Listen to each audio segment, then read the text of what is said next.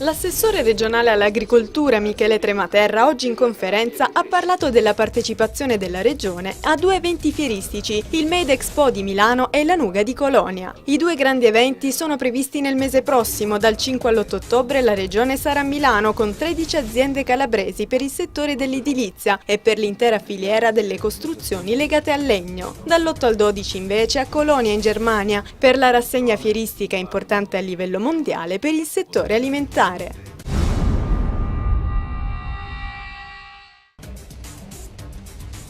Il maltempo è arrivato anche in Calabria e l'ultima settimana di settembre ha provocato diversi danni per le forti precipitazioni. Le piogge di ieri hanno provocato una frana in Viale dei Bizantini a Catanzaro. Un pezzo di collina si è staccato invadendo la strada vicino a una fermata degli autobus. Violente anche le piogge nella notte tra lunedì e martedì con vari disagi alla viabilità in diverse zone della Calabria.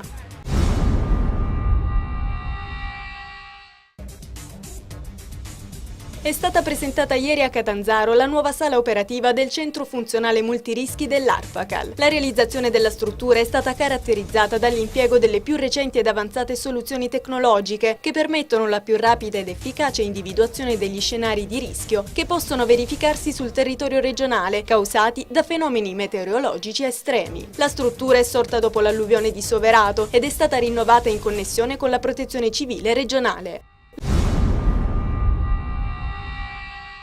Il Consiglio Comunale di Crotone, riunitosi con all'ordine del giorno i rapporti tra Comune e Eni, ha approvato un documento che invita l'amministrazione a verificare i permessi per la nuova attività di perforazione dell'Eni. In particolare sul nuovo pozzo che l'Eni intende realizzare a Capocolonna, il sindaco ha ribadito di non saperne nulla e che l'autorizzazione a costruire da parte del Comune era stata rilasciata dai dirigenti del settore senza che l'amministrazione ne sapesse nulla.